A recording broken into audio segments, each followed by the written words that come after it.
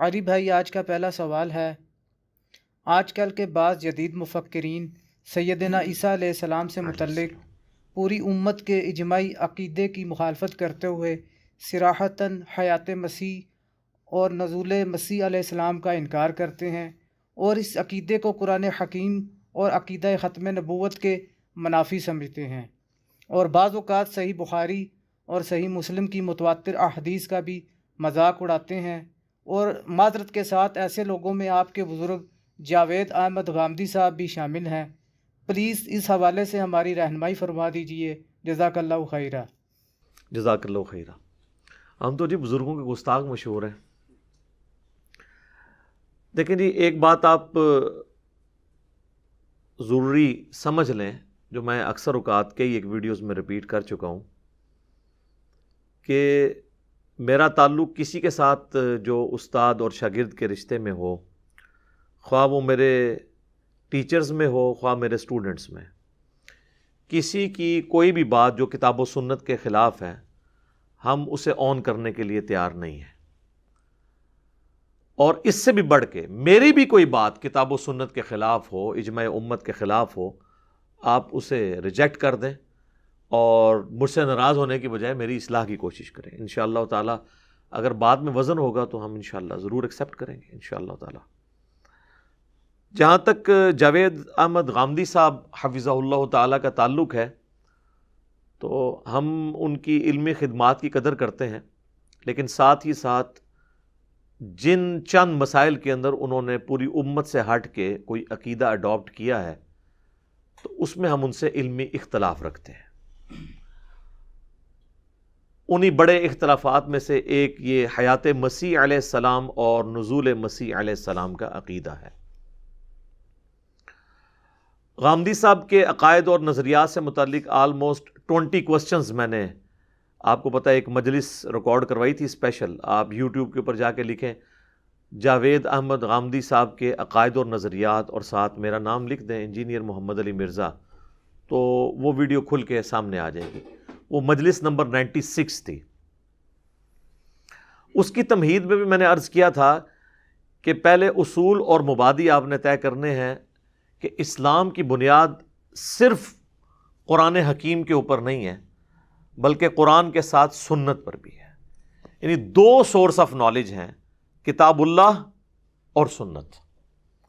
کسی ایک کو بھی آپ مس کر دیں گے تو پھر آپ پورے کا پورا دین جو ہے وہ مکمل طور پہ حاصل نہیں کر سکتے۔ اب یہ ڈیمانڈ کرنا کہ جی یہ چیز کتاب اللہ میں کیوں نہیں موجود، سنت میں کیوں آئی ہے، یا اسی کی ماڈرن فارم آج کے دور میں صحیح الاسناد احادیث، اور میں اس لیے ان احادیث کو بھی سنت کے درجے میں لے رہا ہوں کہ ان احادیث کے اوپر تواتر ہے اور اہل سنت اور اہل تشیع کا اجماع ہے، کوئی اختلاف نہیں ہے۔ تو یہ بالکل ڈیمانڈ غلط ہے کہ صرف قرآن کے اندر بات ہو۔ اگر آپ یہ اصول طے کریں گے تو دین کا آلموسٹ 80% سے زیادہ حصہ سنت سے ٹرانسفر ہوا ہے، جس کا قرآن میں اس طریقے سے ذکر موجود نہیں ہے، جس میں ٹاپ آف دا لسٹ نماز، جس کی تاکید کم و بیش 100 دفعہ تو قرآن حکیم کے اندر مختلف انداز میں آئی ہے، لیکن قرآن حکیم میں نماز کا طریقہ رپورٹ نہیں ہوا۔ اب نماز کا طریقہ جب رپورٹ نہیں ہوا، اب کوئی شخص یہ اعتراض کرنا شروع کر دے جی کہ نماز کا طریقہ کیوں نہیں رپورٹ ہوا، اتنی امپورٹنٹ چیز تھی، اس قسم کے اعتراضات کرنا شروع کر دے تو وہ قرآن کا مذاق ہی اڑائے گا، نعوذ باللہ من ذالک۔ تو جب نماز جو کہ ایک بنیادی فرض ہے وہ رپورٹ نہیں ہوا، تو اس سے چھوٹی چیزیں جو عقائد اور نظریات سے تعلق رکھتی ہیں وہ اگر رپورٹ نہیں ہوئی ہیں تو اس میں کوئی اس عقیدے کا قصور نہیں ہے، یہ اللہ کی مرضی ہے۔ جو چیز اللہ کی مرضی کے ساتھ طے ہو رہی ہے اس کو آپ اس پہ کوئی قدغن نہیں لگا سکتے، یہ ول آف گاڈ ہے۔ لا یسأل عما یفعل وہم یسألون، سورۃ الانبیاء میں اللہ تعالیٰ نے واضح فرمایا اللہ جو کرتا ہے نا، اللہ کو کوئی نہیں پوچھ سکتا، اللہ تعالیٰ ہر ایک کو پوچھے گا اس نے یہ کیوں کیا۔ کل کو آپ یہ کہیں گے کہ جی دیکھیں جی اللہ تعالیٰ تو عادل ہے، اور عدل کا تقاضا یہ ہے کہ اللہ تعالیٰ کو یہ رول بنانا چاہیے تھا کہ اگر ایک بچے یا بچی کی پیدائش جو ہے وہ عورت کے ذریعے ہوئی ہے تو اگلا بچہ اور بچی جو ہے اس کی پیدائش کا ذریعہ اسی تکلیف سے گزر کے مرد کو بھی بننا چاہیے تھا، تو تب انصاف ہوگا۔ تو اس کے جواب میں آپ کیا کہیں گے کہ ول آف گاڈ ہے، ول آف گاڈ کو تو آپ چیلنج نہیں کر سکتے۔ اب یہاں پر بھی کتاب و سنت دو پیرلل میں سورس ہیں، دونوں انڈیپینڈنٹ سورس ہیں۔ جو شخص بھی کسی ایک سورس کا انکار کرے گا پھر ہم اس سے حیات مسیح علیہ السلام کا عقیدہ ڈسکس نہیں کریں گے، بلکہ حجیت سنت اور حدیث ڈسکس کریں گے۔ اور سنت اتنی اہم ہے کہ یہ قرآن کے دنیا میں نزول سے پہلے کی موجود ہے، اور قرآن اس سنت کو انڈورس کرتا ہے۔ سورۃ البقرہ میں اللہ تعالیٰ فرماتا ہے آیت نمبر 197 میں، الحج اشہر معلومات، حج کے مہینے سب کو معلوم ہے، اور قرآن حکیم نے حج کے مہینے بتائے نہیں ہیں۔ سب کو معلوم ہے، وہ شروع سے چلتے آ رہے تھے، 3 مہینے ہیں، شوال کا، ذیقعدہ کا اور ذوالحجہ کا، یعنی وہ فائنل ایکٹیویٹی تو ذوالحجہ میں پرفارم ہوتی تھی، لیکن باقی 2 مہینے میں لوگ دور دراز سے سفر کا آغاز کر دیتے تھے۔ تو اللہ تعالیٰ میں حج کے مہینے سب کو معلوم ہے، بتائے نہیں نام، وہ سنت میں چل رہے تھے، سنت کو انڈورس کر دیا۔ تو یہ اس چیز کا واضح ثبوت ہے کہ سنت کو، سنت ابراہیمی کو اللہ تعالیٰ قرآن حکیم میں انڈورس کرتا ہے، اور جو تفصیلات سنت کے اندر آئی ہیں اس کو قرآن میں بیان کرنے کی ضرورت ہی نہیں ہے۔ ہاں اللہ کی مرضی ہو تو الگ بات ہے، ضرور کر دے، لیکن ہمارے لیے تو چاہے قرآن میں کوئی بات آ جائے یا سنت کے اندر آ جائے، وہ دونوں ایک ہی ویٹیج کی چیزیں ہیں، ان کو آپس میں کمپیئر نہیں کروانا چاہیے۔ پھر قرآن حکیم میں جتنی بھی آیات اطاعت رسول صلی اللہ علیہ وآلہ وسلم پر ہیں، وہ سب کی سب ہمیں سنت کی طرف رہنمائی کرتی ہیں۔ سورۃ النساء کی آیت نمبر 80 ہے، من یطع الرسول فقد اطاع اللہ، جس نے رسول اللہ کی اطاعت کی گویا کہ اس نے اللہ کی اطاعت کی۔ تو اب رسول اللہ کی اطاعت صلی اللہ علیہ وآلہ وسلم، اس کا سورس ہمارے پاس سنت ہے۔ قل ان کنتم تحبون اللہ فاتبعونی یحببکم اللہ، اے نبی تم فرما دو کہ اگر تم اللہ سے محبت کا دعویٰ کرتے ہو تو پھر ان سے فرماؤ کہ میری اتباع کرو، یعنی رسول اللہ کی اتباع صلی اللہ علیہ وآلہ وسلم یہ جسٹیفائی کرے گی کہ آپ واقعی اللہ تعالیٰ کے ساتھ محبت میں سچے ہیں اور پکے ہیں۔ تو اس میں بھی سنت کی پیروی کا اشارہ موجود ہے۔ اب رہ گیا یہ مسئلہ کہ جی سنت اور حدیث الگ چیز ہے، نہیں، سنت ہی کا ریٹن ریکارڈ احادیث ہے۔ ہاں اگر آپ کہیں پہ اختلاف کرنا چاہتے ہیں تو آپ خبر واحد کے اوپر یا چند ایک احادیث پہ آپ علمی اختلاف کرنا چاہتے ہیں، وہ آپ کا حق ہے، لیکن جب احادیث متواتر ہوں گی اور امت کا اجماعی عقیدہ اور سنت اس کو سپورٹ کر رہی ہوگی، پھر حدیثیں کتابوں میں موجود نہ بھی ہوں تب بھی سنت کے ساتھ جو عقیدہ ٹرانسفر ہوا ہے اس کو ماننا، قرآن اور سنت کو ماننا، یہ دین کی بنیاد ہے۔ کسی ایک چیز کا انکار کرنا بھی آپ کے ایمان کو خطرے میں ڈال دے گا۔ یعنی میں محتاط الفاظ استعمال کر رہا ہوں، فتویٰ نہیں کسی کے اوپر لگا رہا، آپ کو خود اپنے اوپر غور کرنے کی ضرورت ہے کہ اس قسم کی ڈیمانڈز لوگوں کے سامنے نہ رکھی جائیں۔ اب یہ جو حیات مسیح اور نزول مسیح علیہ السلام کا عقیدہ ہے، یہ جو مسلمانوں کے ہاں رائج ہے، یہ بالکل فٹ ان بیٹھتا ہے کتاب و سنت کی تعلیمات کے اندر، اور اس میں بھی اسپیسیفکلی قرآن حکیم کے اندر جتنی آیات اس کو سپورٹیو ہیں وہ وہی عقیدہ ہے جو احادیث سے ڈیڈکٹ ہوتا ہے، اور آپ کو احادیث کے الفاظ کی سپورٹ کے پیچھے قرآن کھڑا ہوا نظر آئے گا۔ اجمالی عقیدہ میں بیان کر دیتا ہوں کہ مسلمانوں کا یہ اجماعی عقیدہ ہے، خواہ سنی ہو خواہ شیعہ ہو، ان کے جتنے بھی آف شوٹس ہوں یا چھوٹے چھوٹے مکاتب فکر ہوں، سب کا یہی عقیدہ ہے کہ حضرت عیسیٰ علی نبینا علیہ الصلاۃ والسلام کو اللہ تعالیٰ نے زندہ آسمانوں پر اٹھایا، نمبر 1 یہ چیز۔ نمبر 2، قرب قیامت میں وہ امتی کی حیثیت سے نازل ہوں گے۔ امتی نبی کا ورڈ نہیں بولنا چاہیے، امتی کی حیثیت سے، ایسا امتی جو آلریڈی نبی تھا۔ امتی نبی نہیں بنا کے بھیجا گیا بلکہ وہ پہلے سے نبی تھے، امتی کی فارم میں آئے۔ دوسرا عقیدہ یہ ہو گیا۔ تیسرا یہ کہ وہ دجال کو قتل کریں گے، چوتھا یہ کہ وہ زمین میں دوبارہ اترنے کے بعد آلموسٹ 40 سال تک اس روئے ارض پہ رہیں گے، شادی کریں گے، ان کی اولاد ہوگی، اور پانچویں چیز، جب وہ فوت ہوں گے تو مسلمان ان کا جنازہ پڑھ کے انہیں روضہ رسول صلی اللہ علیہ وآلہ وسلم کے ساتھ آپ علیہ السلام کی قبر مبارک کے ساتھ دفن کر دیں گے۔ یہ 5 ہیں بنیادی عقائد۔ اچھا، اب ان کی جڑ جو ہے نا وہ موجود ہے قرآن کے اندر بالکل واضح طور پر۔ تو یہ 2 بنیادی عقیدے ہو گئے، ایک ہو گیا حیات مسیح، یعنی حضرت عیسیٰ علیہ السلام کو زندہ اٹھایا گیا ہے، اور دوسرا ہے نزول مسیح، یعنی وہ قرب قیامت میں زمین پر اتریں گے۔ اب باقی جتنی بھی آیات پیش کی جاتی ہے نا سورہ مریم سے، کہ حضرت عیسیٰ علیہ السلام کہتے ہیں کہ جی سلام ہو اس دن پر جس دن میں پیدا ہوا، جس دن میں مروں گا اور جس دن دوبارہ اٹھایا جاؤں گا، یہ آیت پڑھ کے لوگ نزول مسیح کا انکار کر رہے ہوتے ہیں۔ بھی نزول مسیح سے یہ کہاں ٹکرا رہی ہے؟ تو حضرت عیسیٰ علیہ السلام ہم تو کہہ رہے ہیں ابھی مرے ہی نہیں ہیں، مریں گے، اس کے بعد وہ والے مرنے کی بات ہو رہی ہے جو دوبارہ آنے کے بعد مریں گے۔ پھر کہتے ہیں جی وہ قرآن میں آیت ہے کل نفس ذائقۃ الموت، تو یہ کیسے ہو سکتا ہے حضرت عیسیٰ کو موت نہ آئے؟ او بھائی ہم نے کب کہا کہ حضرت عیسیٰ کو موت نہیں آئے گی؟ ہم کہہ رہے ہیں کہ ابھی نہیں آئی ہے، بعد میں آئے گی۔ اس اعتبار سے تو جبرائیل کو بھی موت نہیں آئی ہوئی ہے، لیکن الٹیمیٹلی ایک دن آنی ہے، تمام فرشتوں کو بھی موت آنی ہے۔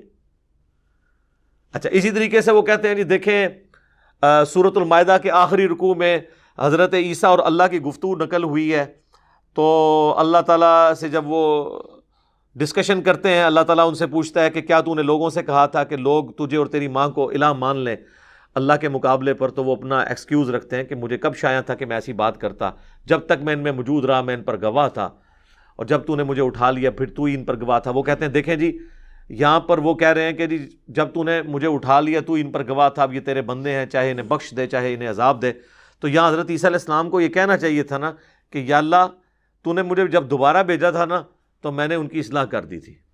یار واٹ نانسنس دس!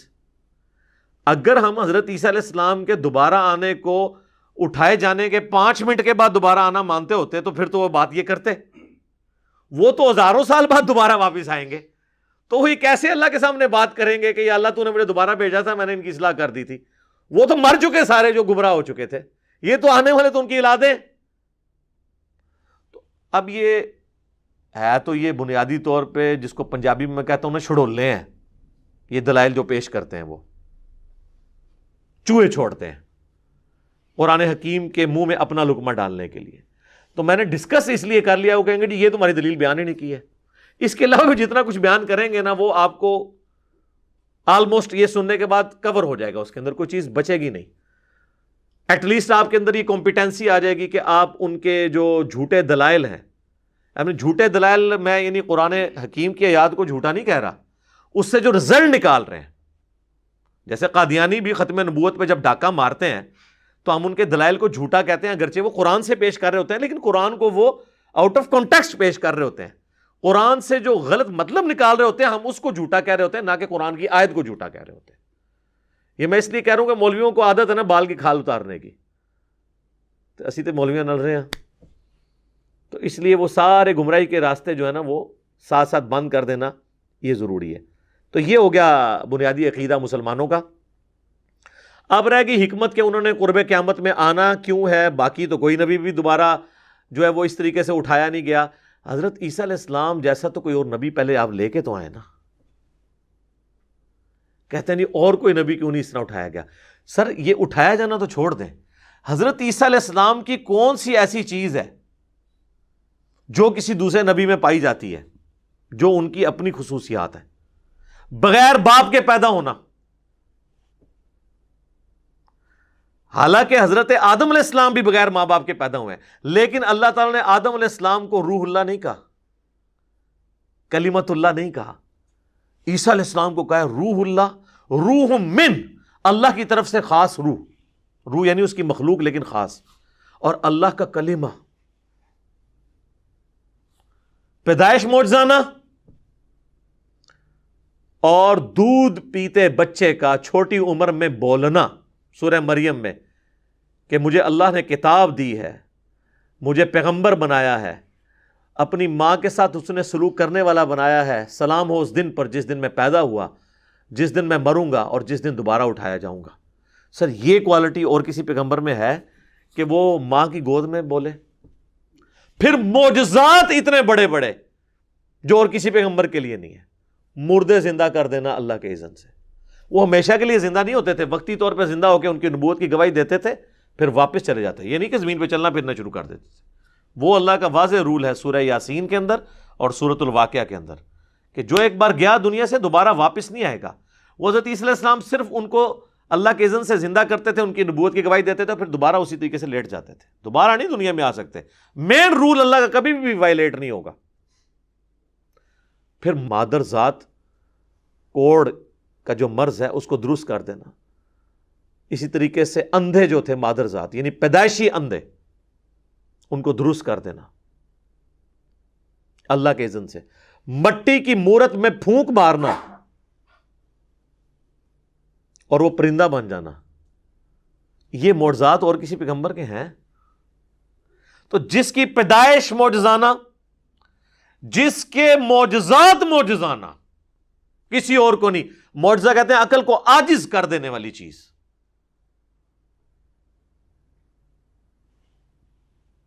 تو اس کو اٹھایا جانا بھی ایک معجزہ ہے اور اس کا دنیا میں دوبارہ آنا بھی معجزہ ہے۔ اور اللہ تعالیٰ نے حضرت مریم کو کہا تھا کہ ہم اس تیرے بیٹے کو تمام جہان والوں کے لیے نشانی بنائیں گے۔ تو سر وہ پھر اللہ نے نشانی بنائی ہے نا، ہر چیز ان کی ایکسٹرا آرڈنری رکھی ہے۔ اس لیے یہ ڈیمانڈ کرنا کہ عیسیٰ علیہ السلام کی اور کوئی مثال نہیں، سر عیسیٰ علیہ السلام کی ہم اور مثال کہاں سے لے کے آئیں؟ ان کی مثال تو آدم علیہ السلام بھی نہیں ہے اس اعتبار سے، ایک اعتبار سے تو ہیں کہ آدم کا ماں باپ نہیں تھے، ان کا باپ نہیں تھا، لیکن باقی کوالٹیز کو دیکھا جائے تو کوئی بھی ان کی مثال کا اور شخص ہے نہیں ہے۔ تو اس لیے یہ ڈیمانڈ کرنا بالکل غلط ہے۔ اب آئیں گے دنیا میں کیوں؟ وہ یہودیوں پہ عذاب کی آخری قسط آنی ہے، چونکہ انہوں نے انبیاء کا ہمیشہ انکار کیا ہے۔ یہ ٹروتھ ہے جو اصل اس کے اندر پوشیدہ ہے۔ عیسیٰ علیہ السلام کے اٹھائے جانے کے بعد بھی کئی دفعہ یہودیوں پہ وقتاً فوقتاً عذاب آیا ہے، اس وجہ سے کہ انہوں نے وہ روش چھوڑی نہیں تھی۔ ویسے تو مینلی عذاب کے حقدار تو وہ تھے جو عیسیٰ علیہ السلام پر ظلم کر رہے تھے، لیکن ان کی نسلوں نے بھی یہ سب کچھ نہیں چھوڑا، تو اللہ تعالیٰ نے ان کی نسلوں پہ بھی 70 عیسوی کے اندر ٹائٹس نے حملہ کر کے یروشلم تباہ کر دیا۔ نبی علیہ السلام کی پیدائش سے ایگزیکٹلی 500 سال پہلے صرف ایک دیوار بچی، وہ دیوار گریا جسے کہتے ہیں ویلنگ وال، جس کے آگے وہ یہودی یوں یوں کر کے تورات پڑھ رہے ہوتے ہیں، وہ ہیکل سلمانی کی ایک دیوار سلامت ہے۔ پھر اس وقت سے وہ یہودی نکلے ہوئے ہیں، اب جا کے 1917 میں دوبارہ آباد ہونا شروع ہوئے ہیں یروشلم کے اندر، ورنہ انہوں نے بڑا مشکل پیریڈ دیکھا ہے۔ یہ الگ سے ایک ہسٹری ہے۔ تو وہ ان کے اوپر عذاب کا کوڑا آیا ہے۔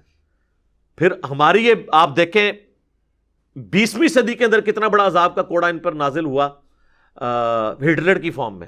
ہٹلر نے جو کچھ کیا وہ ظلم ہے، یہ ذہن میں رکھیے گا۔ اگر کوئی شخص کسی پر ناحق زیادتی کرتا ہے نا، وہ ناحق زیادتی کرنے والا تو مجرم ہوتا ہے۔ ظاہر ہے اللہ تعالیٰ نے تو بنی اسرائیل، سورہ بنی اسرائیل کے آغاز میں فرمایا نا کہ جب بنی اسرائیل نے حق کا راستہ چھوڑا تو اللہ کی طرف سے عذاب ان پر آیا، اور اللہ نے کہا ہم نے اپنے سخت لڑائی لڑنے والے بندے ان پہ مسلط کیے، حالانکہ وہ کافر تھے۔ تو اللہ تعالیٰ کافروں کے ذریعے عذاب دیتا ہے، اس کا یہ مطلب نہیں کہ کافر اللہ کے محبوب ہو جاتے ہیں۔ یا ہماری امت پہ تاتاریوں کے ذریعے جو عذاب کا کوڑا برسا، تو یہ نہیں کہ تاتاری کو اللہ کے محبوب تھے، نہیں، اللہ تعالیٰ ایک سے دوسرے کو مٹاتا ہے، یہ اللہ کی سنت ہے۔ تو اس چیز کو ذرا ذہن میں رکھنے کی ضرورت ہے۔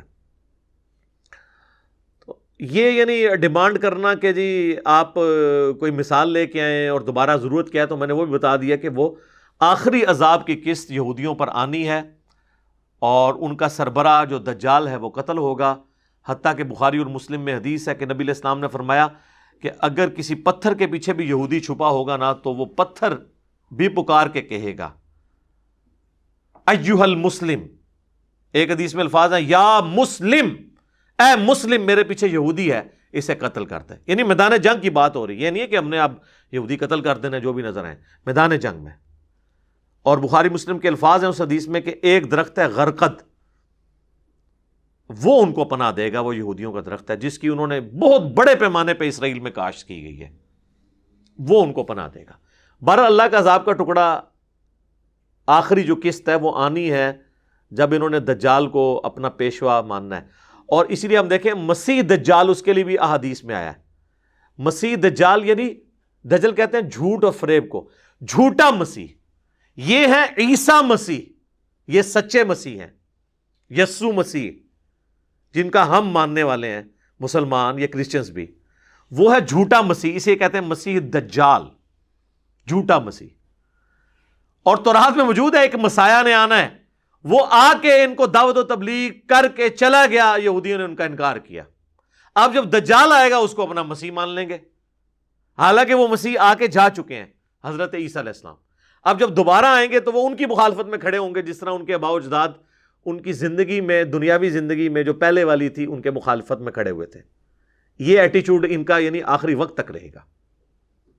تو یہ اللہ تبارک و تعالیٰ نے ایک معجزانہ معاملہ حضرت عیسیٰ علیہ نبینا علیہ الصلوۃ والسلام کے ساتھ رکھا ہے، اور اس امت کے اندر اللہ تعالیٰ ان کے ذریعے دجال کو قتل فرمائے گا. وہ احادیث میں اینڈ کے اوپر ڈسکس کروں گا. بنیادی طور پر میں نے ایک سکیچ آپ کے سامنے رکھ دیا ہے. اب میں قرآن حکیم کی وہ آیات ڈسکس کروں گا تاکہ آپ کو یہ چیز کلیئر ہو جائے کہ جو حیات مسیح کا عقیدہ ہے وہ بھی قرآن میں موجود ہے، نزول مسیح کا عقیدہ بھی قرآن میں موجود ہے، اور ان کا قرب قیامت میں آنا اور حضرت عیسیٰ کا قیامت کی خبر ہونا یہ بھی قرآن کے اندر موجود ہے. اور یہاں پہ میں ذرا قادیانیوں کے حوالے سے بھی بتا دوں، قادیانیوں نے یہ جو ہنگامہ کھڑا کیا نا عیسیٰ علیہ السلام کی موت کا، تو قادیانیوں اور جاوید احمد غامدی صاحب کے عقیدے میں ایک بنیادی فرق ہے. قادیانیوں کا عقیدہ یہ ہے کہ نعوذ باللہ من ذالک عیسیٰ علیہ السلام مر گئے اور ان کی قبر کشمیر کے اندر ہے، جبکہ جاوید احمد غامدی صاحب کا موقف یہ ہے کہ جب یہودی ان پر حملہ آور ہوئے تو اللہ تعالیٰ نے ان کو اسی وقت موت دی اور ان کو جسم سمیت فرشتوں کے ذریعے آسمانوں پہ اٹھا لیا. یعنی موت دینے کے بعد اٹھایا. لہٰذا موت کے بعد اٹھایا تو چونکہ اب وہ انہوں نے ڈاکٹرین یہ بنائی ہے کہ موت کے بعد اٹھایا تو ظاہر پھر تو دنیا میں نہیں آ سکتے. لیکن قادیانیوں والا ان کا عقیدہ نہیں ہے. قادیانی تو کہتے ہیں کہ جی وہ مر گئے، ان کی قبر بھی موجود ہے، تو وہ قرآن کی آیات کا صراحتاً انکار کرتے ہیں. وہ آیات اتنی واضح ہیں کہ غامدی صاحب بھی اس کی تعویل نہیں کر سکے. اٹھائے جانے کا واضح اس کے اندر ذکر ہے، تو انہوں نے بس یہ کر دیا کہ وہ اللہ تعالیٰ نے ان کو موت کی حالت میں اٹھایا. تو وہ آیات میں کور کر دیتا ہوں تاکہ آپ کو یہ ساری باتیں سمجھ آ جائیں. تو میں پہلے وہ 3 کریٹیکل آیات قرآن سے کور کروں گا، 3 مقامات سے. 3 سے زیادہ آیات ہیں لیکن 3 مقام ہیں، اور اس کے بعد اینڈ پہ میں مختصراً وہ 10 احادیث بیان کر دوں گا.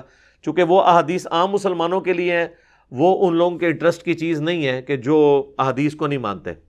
تو اس لیے میں نے اس مقدمے کو قرآن سے ہی لے کے چلنا ہے، اینڈ پہ میں نے حصول برکت کے لیے وہ چیزیں بیان کر دینی ہیں. پہلا ریفرنس ہے سورہ آل عمران کی آیت نمبر 55. اعوذ باللہ من الشیطان الرجیم، بسم اللہ الرحمن الرحیم. اذ قال اللہ یا عیسیٰ، اور یاد کرو وہ وقت جب عیسیٰ علیہ السلام نے، عیسیٰ علیہ السلام کو اللہ تعالیٰ نے فرمایا انی متوفی کا، بے شک میں تمہیں توفی کرنے والا ہوں، پورا پورا لینے والا ہوں. یہ لفظی ترجمہ میں کر رہا ہوں، اصطلاحی معنی میں ابھی نہیں کر رہا اس کا. وَرَافِعُكَ إِلَيَّ، اور بلند کرنے والا ہوں، اٹھانے والا ہوں تجھے اپنی طرف. وَمُطَهِّرُكَ مِنَ الَّذِينَ كَفَرُوا، اور میں تجھے پاک کرنے والا ہوں ان لوگوں کے شر سے جو تیرا انکار کرنے والے ہیں. یہ آیت آگے بھی چلتی ہے لیکن آج ٹاپک صرف اتنا پورشن ہے. تو اب یہ دیکھیں اس میں جو لفظ استعمال ہوا ہے نا متوفی کا، اس کی وجہ سے ہنگامہ کھڑا کیا جاتا ہے جی کہ متوفی جو ہے نا یہ لفظ استعمال کیا جاتا ہے موت کے لیے، حالانکہ موت کے لیے بھی استعمال ہوتا ہے. یہ لفظ جنرل ہے.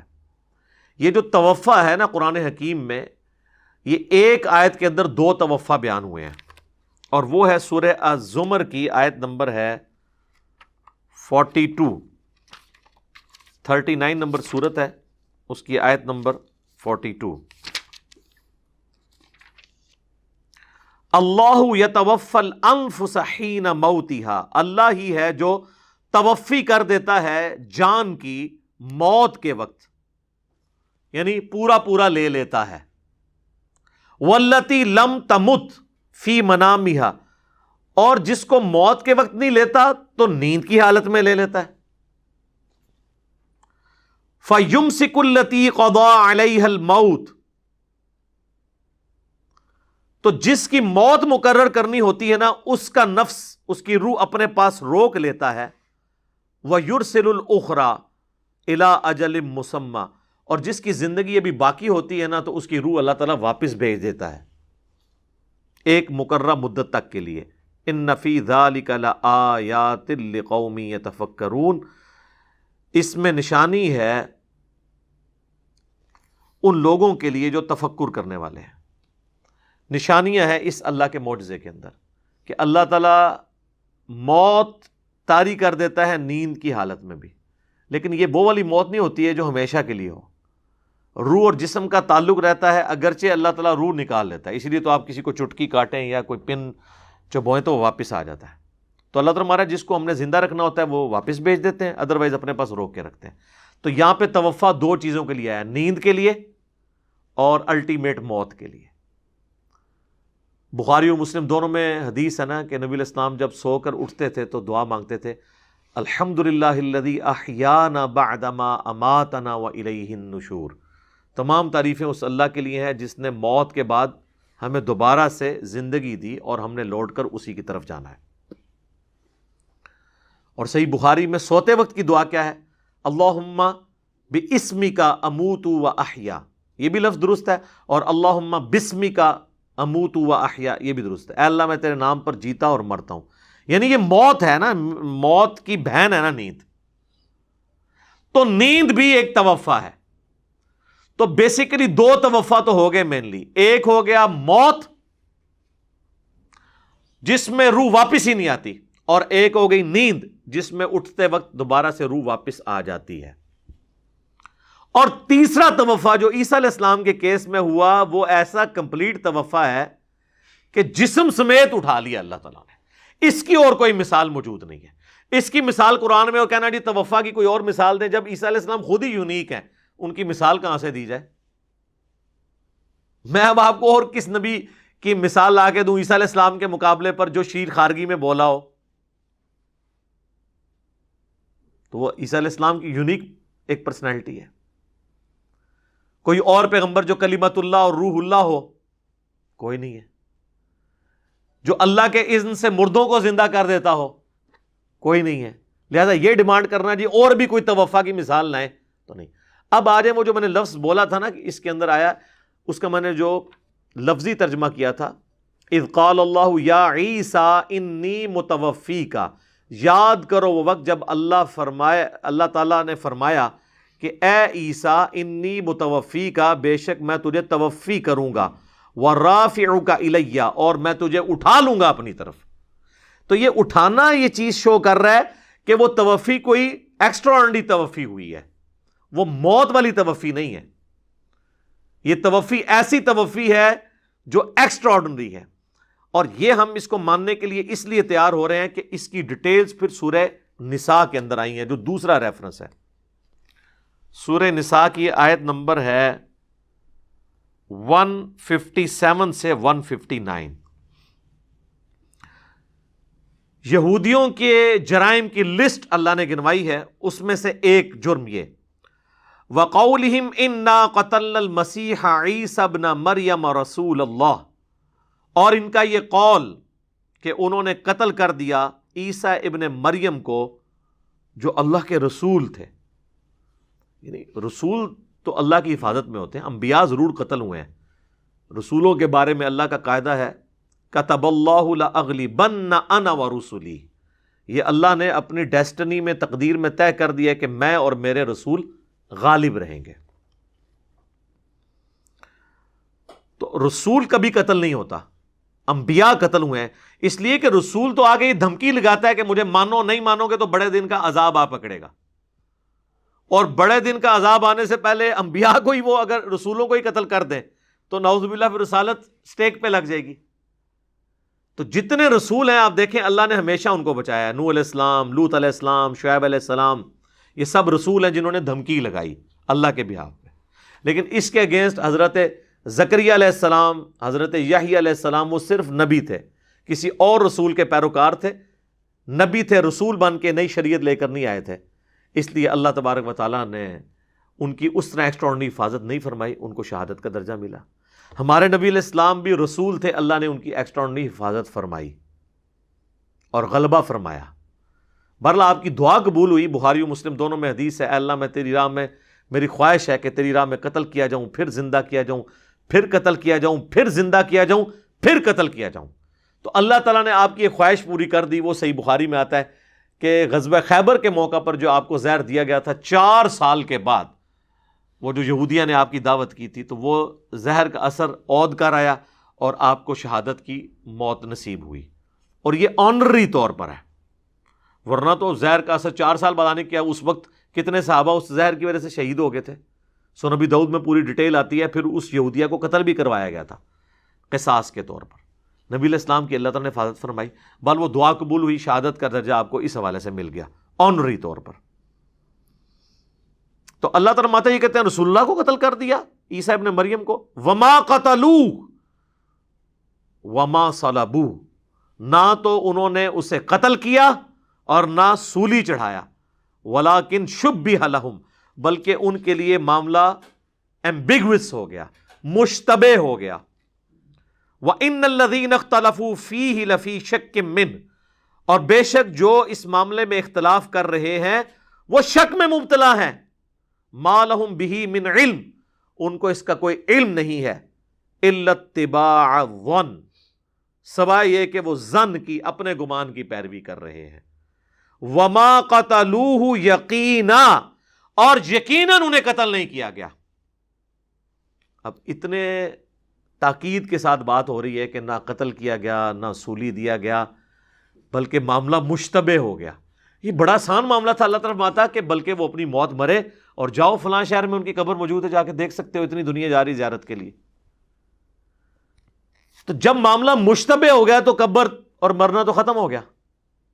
یہاں یہ بھی آ سکتا تھا بلکہ وہ اپنی طبعی موت مر گئے، نہیں، پھر اللہ نے ریپیٹ کیا وَمَا قَتَلُوهُ يَقِينًا، یقیناً وہ قتل نہیں ہوئے، بل رفعہ اللہ الیہ، بلکہ وہ اللہ کی طرف بلند ہو گئے۔ مجھے بتائیں قرآن میں اللہ تعالیٰ نے کبھی کسی کی موت ذکر کرتے وقت یہ ذکر کیا کہ وہ اللہ کی طرف بلند ہو گیا؟ ہمیشہ ہے کہ مر گیا، توفی ہو گیا۔ تو انی متوفی کا ہم ترجمہ پھر اس لیے کرتے ہیں کہ میں تمہیں پورا پورا لے لوں گا، ہم اس کا اصطلاحی معنی کی بجائے لغت کا معنی کرتے ہیں، وہ ان آیات کی وجہ سے۔ وَكَانَ اللَّهُ عَزِيزًا حَكِيمًا، اور اللہ تعالیٰ غالب ہے، حکمت والا ہے۔ اس کے اندر ہی چھپا ہوا ہے کہ کسی کے دماغ میں اگر کیڑا آ جائے کہ یہ کیسے ہو گیا، تو اللہ غالب ہے، ہر کام کر سکتا ہے۔ کیوں کیا؟ حکیمہ، حکمت ہے، اس نے اپنی تقدیر مطلب آپ سے پوچھ کے اللہ نے طے کرنا ہے کہ کسی کو کس وقت اٹھانا ہے، کس کو کسی واپس پڑھنا ہے۔ تو کیڑی پیڑ ہے بھائی، جاؤ اپنا کام کرو۔ ابھی یہ بات ختم نہیں ہوئی۔ وَإِن مِّنْ أَهْلِ الْكِتَابِ، اور اہل کتاب میں سے کوئی نہیں بچے گا، إِلَّا لِيُؤْمِنَنَّ بِهِ قَبْلَ مَوْتِهِ، مگر یہ کہ وہ موت سے پہلے ان پر ایمان لے آئے گا۔ یہ ہی کی ضمیر حضرت عیسیٰ کی طرف جاتی ہے۔ بعض لوگوں نے کہا یہ ہی کی ضمیر نبی علیہ السلام کی طرف جاتی ہے کہ نبی علیہ السلام کی موت سے پہلے پہلے سارے اہل کتاب ایمان لے آئیں گے۔ تو سر کوئی نہیں لے کے آئے۔ وہ کہتے ہیں نہیں، وہ جب موت آنے لگتی ہے نا، اس وقت ان کو پتہ چل جاتا ہے کہ حضور سچے ہیں، تو اس وقت تو ایمان لانا فائدہ ہی نہیں دے گا۔ تو یہ بعد کے لیے ذکر ہے، کیونکہ اسی کانٹیکسٹ میں صحیح بخاری اور صحیح مسلم دونوں میں حدیث ہے۔ سیدنا ابو ہریرہ جب یہ حدیث بیان کرتے تھے نا کہ نبی علیہ السلام نے فرمایا کہ ان قریب عیسیٰ ابن مریم تم میں نازل ہوں گے، صلیب کو توڑ دیں گے، خنزیر کو قتل کر دیں گے، جزیہ موقوف کر دیں گے۔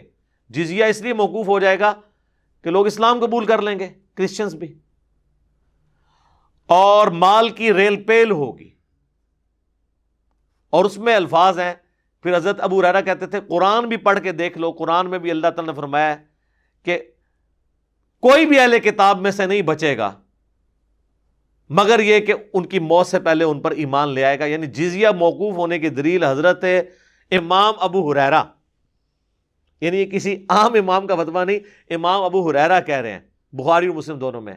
تو وہ پھر یہ آیت پڑھتے تھے وَإِن مِّنْ أَهْلِ الْكِتَابِ إِلَّا لِيُؤْمِنَنَّ بِهِ قَبْلَ مَوْتِهِ۔ اب بعض لوگ کہتے ہیں یہ حضرت ابو ہریرہ کا اپنا فہم ہے، تو سر حضرت ابو ہریرہ کا فہم لینا ہے یا تم لوگوں کا لینا ہے فہم؟ ہم نے جو رسول اللہ کے ڈائریکٹ تربیت یافتہ ہیں ان کا فہم لینا ہے، تو یا کہو کہ وہ بد عقیدہ تھے، تو پھر تو ہم بھی ماننے کے لیے تیار ہیں کہ ہم بد عقیدہ ہیں۔ ہمیں ایسا عقیدہ مبارک ہو جو صحابہ اور اہل بیت کا عقیدہ ہے، اور تمہیں وہ عقیدہ مبارک ہو بلکہ نامبارک ہو جو تم نے خود گھڑا ہوا ہے۔ وَيَوْمَ الْقِيَامَةِ يَكُونُ عَلَيْهِمْ شَهِيدًا، اور قیامت کے دن عیسیٰ ابن مریم ان پر گواہ بن کر اٹھیں گے۔ تو یہ دو بڑے بڑے مقامات تھے سورہ آل عمران اور سورۃ النساء جو میں نے کور کیے، جو بالکل توفع کے معنی کو کلیئر کر دیتے ہیں۔ باقی یہ بات یعنی لاجیکلی مجھے سمجھ آتی ہے کہ یہ جو متوفی کا میں یقیناً عین ممکن ہے کہ ایسا ہو کہ وقتی طور پہ حضرت عیسیٰ علیہ السلام پہ اللہ نے غنودگی یا نیند طاری کی ہو، جیسا کہ سورہ انفال کے اندر آتا ہے نا کہ اللہ تعالیٰ نے صحابہ کرام پہ میدان بدر کے اندر نیند طاری کر دی تھی، حتیٰ کہ بخاری مسلم میں آتا ہے صحابہ کہتے ہیں ہماری تلواریں ہمارے ہاتھ سے چھوٹ جاتی تھی۔ نیند آنے سے بندہ ریلیکس ہو جاتا ہے۔ مجھے بتائیں میدان جنگ میں کسی کو نیند آتی ہے؟ جب آپ 300 نہتے ہوں اور سامنے 1000 تلواروں والے ہوں تو کس کو نیند آتی ہے؟ وہ نیند آنے کا ثبوت تھا کہ اللہ نے طاری کی کہ ریلیکس ہو جاؤ، میں تمہارے ساتھ ہوں۔ تو حضرت عیسیٰ علیہ السلام کو بھی توفی یہ والی ہوئی ہوگی کہ ان پہ نیند طاری کی، ورنہ ایک جو جاگتا ہوا بندہ ہے آپ اس کو اس طریقے سے 4 فرشتے ایک دم اٹھا کے لے جائیں تو وہ بھی آپ سمجھ سکتے ہیں کہ اچانک ایک انسان کیا رسپانس کرے گا۔ یہاں پہ آپ نے دیکھا نہیں تھا کہ 2014 کے دھرنوں میں جب ایک دفعہ سپیکر پھٹ گیا تو ڈاکٹر طاہر القادری صاحب بھی ایسے ہو گئے تھے۔ وہ کوئی بھی اللہ کا ولی ہو، کوئی بھی بزرگ ہو، کوئی صحابی ہو، اہل بیت میں سے ہو، وہ ظاہر انسان کو اللہ تعالیٰ نے یہ انسان ہی اپنی مرضی سے نہیں کر رہا ہوتا، یہ آٹومیٹکلی سگنل جنریٹ ہوتے ہیں، تو انسان فوراً آواز سن کے یوں کرتا ہے، یہ اللہ نے رکھا ہوا ہے۔ جیسے آپ کسی کے چہرے کی طرف کوئی چیز بڑھائیں تو اس کی آنکھیں فوراً بند ہوتی ہیں، اب وہ جان بوجھ کے نہیں، خود نہیں کر رہا ہوتا، وہ آٹومیٹکلی ہوتی ہیں، اللہ نے سگنل کا ایسا سسٹم رکھا ہوا ہے۔ تو عین ممکن ہے کہ حضرت عیسیٰ علیہ السلام پہ غنودگی طاری ہوئی، ان کو نیند کی حالت میں اللہ نے اوپر اٹھا لیا، پھر دوسرے آسمان پہ پہنچ کے ان کو بتایا ہو کہ حضرت اب آپ پہنچ گئے یہاں پہ، اب انتظار کریں۔ اور کیا انتظار ہے کہ 33 سال کی عمر میں اٹھائے گئے ہیں، ابھی تک ان کی عمر 33 سال پہ رکی ہوئی ہے۔ وہ میں حدیثیں بتاؤں گا، نبی علیہ السلام کی ملاقات بھی ہوئی شب معراج حضرت عیسیٰ علیہ السلام سے۔ تو یہ متوفی کا ہم نے یہ والا ترجمہ جو کیا وہ قرآن حکیم میں فٹ ان بیٹھتا ہے۔ اچھا، بعض حلقوں کی طرف سے صحیح بخاری سے حضرت ابن عباس کا ایک قول پیش کیا جاتا ہے جس کی کوئی سند نہیں ہے۔ صحیح بخاری میں انٹرنیشنل نمبر کے مطابق 4623 نمبر حدیث کے باب کی ہیڈنگ میں امام بخاری لے کے ہیں کہ ابن عباس کہتے تھے یہ متوفی کا جو مطلب ہے یہ ہے ممیتو کا، میں تجھے موت دوں گا اور اپنی طرف اٹھا لوں گا۔ تو ابن عباس 68 ہجری میں فوت ہوئے ہیں اور امام بخاری 194 ہجری میں پیدا ہوئے ہیں، تو یہ بیچ میں جو آلموسٹ 150 سال کا جو فرق ہے نا وہ سند سے پورا ہوگا۔ تو امام بخاری نے اس کی سند بیان نہیں کیا، یہ بغیر سند کے قول ہے۔ اور میں نے پہلے بھی کئی دفعہ بیان کیا، 1 ملین سے زیادہ میری ویڈیو یوٹیوب پہ دیکھی گئی ہے، کیا صحیح بخاری 100% ٹھیک ہے؟ تو ہم بخاری کی جو متصل الاسناد مرفوع احادیث ہیں ان کو صحیح مانتے ہیں۔ جو بخاری میں امام بخاری نے بغیر سند کے اقوال نقل کیے ہیں نا چیپٹرز کی ہیڈنگ میں، اچھا مزے کی بات ہے، شکر ہے اس کے نمبرز نہیں لگے ہوئے، جس حدیث کا نمبر ہوگا نا اس کی سند ہوگی، اس کا نمبر کوئی نہیں ہے، یہ میں نے اس لیے بتایا 4623 کی ہیڈنگ میں ہے، باب کے اندر نمبر میں جتنے ہیں نا وہ سب کی سند ہے۔ تو بغیر نمبرنگ کے جو چیپٹرز کی ہیڈنگ میں اقوال ہیں، کئی اقوال ہیں جن کی اسناد ہمیں باقی کتابوں میں مل جاتی ہیں، بعض کی نہیں ملتی، تو جن کی نہیں ملیں گی تو وہ قول بے سند ہے۔ لہذا بخاری شریف اس طرح محفوظ نہیں ہے جس طرح 2 گتوں میں قرآن ہے۔ تو یہ عموماً پبلک میں شاید دھوکہ ہے کہ جی اہل سنت صحیح بخاری میں جو کچھ لکھا ہے اس کو صحیح مانتے ہیں، نہیں، جتنی مرفوع اور متصل روایتیں ہیں ان کو صحیح مانتے ہیں۔ ایون اہل حدیث کو بھی جب ہم نے یہ بات بتائی ہے تو انہوں نے اپنے بڑے علماء کی طرف رجوع کیا، انہوں نے کہا ہاں جی اس طرح ہی ہے، تو ان کا آپ نے تو ہمیں پہلے نہیں بتایا. شیخ زبیلی زئی صاحب کا میرے ساتھ جو انٹرویو تھا 100 کوسچنز 17 جون 2009 کو، اس میں انہوں نے اسپیسیفکلی یہ بتایا تھا. میں نے ان سے ڈسکس کیا، ان کا نہیں اسی طرح ہی ہے کہ ہم جو اقوال ہیں نا بغیر سند کے، ہم کیسے مان لیں. اور یہ اس بات کا ثبوت ہے کہ بخاری اور مسلم کے حوالے دینے والے لوگ امام بخاری امام مسلم کے مقلد نہیں ہیں، ورنہ وہ کہتے ہیں جی بخاری لے آیا یہ ہمارے لیے کافی ہے. تقلید یہی ہوتی ہے نا. تو ہم بخاری مسلم کی احادیث کو مانتے ہیں، امام بخاری امام مسلم کی تقلید نہیں کر رہے ہوتے. اگر وہ بے سند کوئی کال لے کے آئے تو نہیں ایکسیپٹیبل ہوگا. تو اب کوئی یہ کہ نہیں جی امام بخاری کا یہی عقیدہ تھا تبھی تو وہ لے کے آئے، تو اس کے لیے پھکی یہ ہے کہ جو نزول عیسیٰ کی حدیثیں ہیں وہ کہاں پہ ہیں؟ بخاری میں. تو جو متصل روایتیں ہیں وہ تو تم لینے کے لیے تیار نہیں ہو، اور جو ایک چھوٹا سا قول ہے بے سند اس سے عقیدہ گڑو گے. امام بخاری کا وہ عقیدہ ہے جو انہوں نے نزول عیسیٰ کی حدیثیں لے کے اس کے اوپر باب باندھا ہے کہ عیسیٰ ابن مریم تم میں حاکم بن کے اتریں گے. امام بخاری کا عقیدہ وہ ہے جو انہوں نے چیپٹر کی ہیڈنگ میں لکھا ہے. ہاں اگر بخاری مسلم میں حدیثیں نہ ہوتی پھر آپ بے شک امام بخاری پہ جھوٹ باندھ دیتے. میں سارے چپ پہ کڈنا وا کدھروں نہ کوئی باطل انٹر نہ ہوئے. ہوں بھی جو بندہ انکار کرے نا تو انہوں نے کیا کرنا چاہیے؟ چلو رہن جاؤ. اچھا اب میرے بھائیوں، جو میں نے کہا تھا کہ حضرت عیسیٰ علیہ السلام کا قرب قیامت میں اترنا، ایک تو سپورٹی وہ بخاری مسلم کی حدیث میں نے بیان کر دی جو حضرت ابو ہریرہ کا قول بھی ہے. ایک صراحتاً سورہ الزخرف میں پورا رکوع ہے، 10 کی 10 آیات حضرت عیسیٰ علیہ السلام کے بارے میں ہے. مزے کی بات آپ دیکھیں، آیت نمبر ہے 57 سے 66، 10 آیات ہیں اور 10 کی 10 عیسیٰ ابن مریم کے بارے میں ہے، اور پورے کا پورا رکوع ہے. اور اس کے بالکل سینٹر میں جا کے وہ آیت آتی ہے جس میں اللہ تعالیٰ نے فرمایا کہ عیسیٰ جو ہے یہ قیامت کی خبر ہے. اور مزے کی بات ہے یہ سینٹر میں ہے، ورنہ کو کہتا نہیں جی کوئی اور ہی بات ہو رہی ہے. سٹارٹ بھی بات اس سے ہو رہی ہے اور اینڈ بھی اس کے اوپر جا کے ہو رہی ہے. سورہ الزخرف پارہ نمبر 25 کے اندر، وَلَمَّا ضُرِبَ ابْنُ مَرْيَمَ مَثَلًا إِذَا قَوْمُكَ مِنْهُ يَصِدُّونَ، اور جب عیسیٰ ابن مریم کی مثال آپ کی قوم آپ سے بیان کرتی ہے تو یہ محض جھگڑا کرنے کے لیے بیان کرتی ہے. وَقَالُوا أَآلِهَتُنَا خَيْرٌ أَمْ هُوَ، وہ کہتے ہیں ہمارے آلیہ بہتر ہیں یا عیسیٰ ابن مریم. مَا ضَرَبُوهُ لَكَ إِلَّا جَدَلًا بَلْ هُمْ قَوْمٌ خَصِمُونَ، یہ تو نہیں مثال بیان کرتے مگر جھگڑے کے لیے، اور یہ ہے ہی جھگڑالو ہیں. اس کا کانٹیکسٹ ہے سورہ انبیاء کے اندر. سورہ انبیاء میں آیا تھا کہ جن ہستیوں کی اللہ کے سوا عبادت کر رہے ہیں نا، اور ہستیوں سے مراد وہ بتوں کی، ہم ان کو ان کے بتوں سمیت ان کے جھوٹے معبودوں سمیت دوزخ میں جھونکیں گے. اس آیت کی پلی لے کر مشرکین عرب کہتے تھے کہ اچھا اگر جھوٹے معبودوں کو آگ میں جھونکا جائے گا تو پھر عیسیٰ ابن مریم کو بھی آگ میں جلنا چاہیے، کیونکہ لاکھوں لوگ تو ان کو بھی معبود بنائے ہوئے ہیں. تو اللہ تعالیٰ نے فرمایا کہ یہ جھگڑا کر رہے ہیں، ان کو بھی پتا بھائی عیسیٰ ابن مریم نے کب کہا کہ میری عبادت کرو، تو عیسیٰ ابن مریم کو کیوں جھونکا جائے گا؟ ہاں ان کے نام پہ کوئی بت بنائے گئے، وہ بت ڈالے جائیں گے، عیسیٰ کو کیوں ڈالا جائے گا؟ تو اللہ تعالیٰ ہمارا نبی گھبرانے کی ضرورت نہیں ہے آپ سے خام خواہ جو ہے نا وہ چھیڑخانیاں کرتے ہیں. ان ہوا الا عبد انعمنا علیہ، وہ تو نہیں تھے مگر ہمارے خاص بندے جن پہ ہم نے انعام کیا تھا. وجعلناہ مثلا لبنی اسرائیل، اور ان کی شخصیت کو ہم نے ایک مثالی شخصیت بنایا تھا بنی اسرائیل کے لیے. وَلَوْ نَشَاءُ لَجَعَلْنَا مِنْكُمْ مَلَائِكَةً فِي الْأَرْضِ يَخْلُفُونَ وَإِنَّهُ لَعِلْمٌ لِلسَّاعَةِ. یہ آگے آ گیا جی. اللہ فرماتا ہے کہ قیامت کی خبر ہے عیسیٰ ابن مریم فَلَا تَمْتَرُنَّ بِهَا وَاتَّبِعُونَ، اور اس میں شک نہ کرنا اور میری پیروی کرو. هَذَا صِرَاطٌ مستقیم، یہ ہے سیدھا راستہ. یہ ہو کی ضمیر پیچھے حضرت عیسیٰ کی طرف جا رہی ہے، کیونکہ فرشتوں کا اگر ذکر آیا ہے تو وہ بھی جمع کے صیغے میں ہے. اور اس کے بعد آپ دیکھیں 2-3 آیتیں گزر کے پھر اللہ تبارک و تعالیٰ نے حضرت عیسیٰ علیہ السلام کا ذکر ہی دوبارہ سے کیا. وَلَمَّا جَاءَ عِيسَى بِالْبَيِّنَاتِ قَالَ قَدْ جِئْتُكُمْ بِالْحِكْمَةِ وَلِأُبَيِّنَ لَكُمْ بَعْضَ الَّذِي تَخْتَلِفُونَ فِيهِ فَاتَّقُوا اللَّهَ وَأَطِيعُونِ. یہ 63 نمبر آیت ہے. تو ان آیتوں کے سینٹر میں آ رہا ہے کہ وہ قیامت کی خبر ہے. کون؟ عیسیٰ.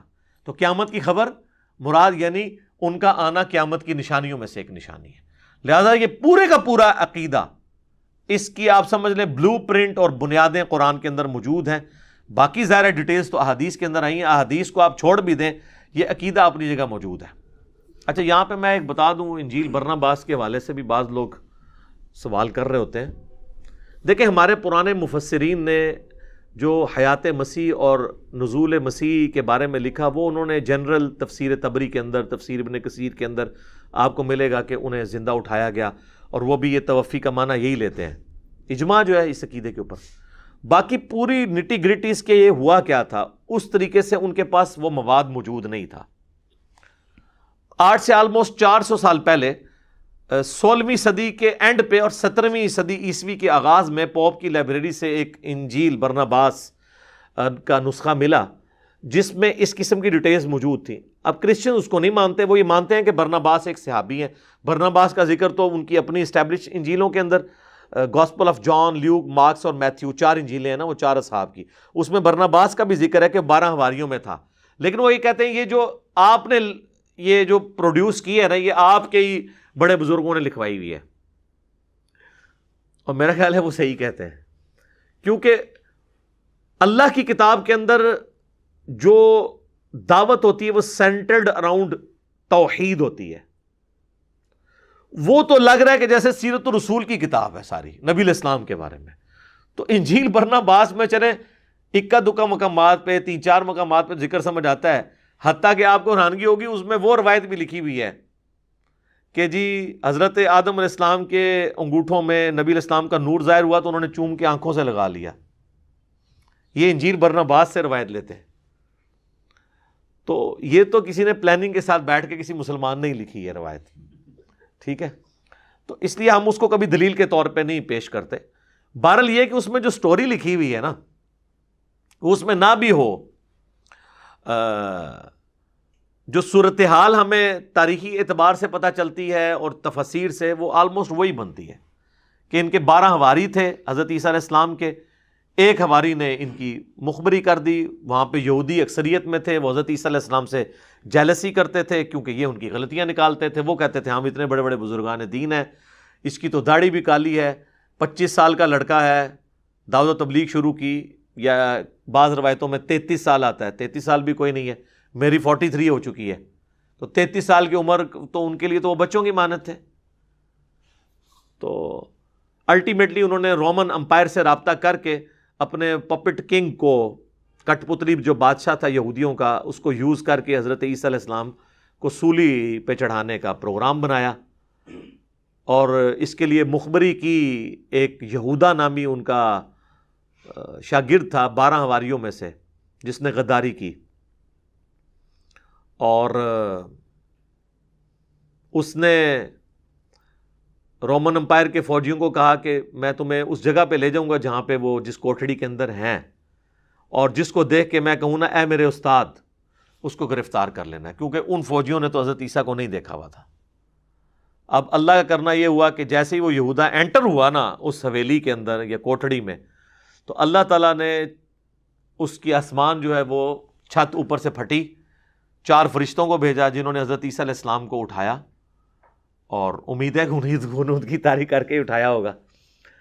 اور وہ جو یہودا تھا اس کی شکل عیسیٰ ابن مریم والی بن گئی.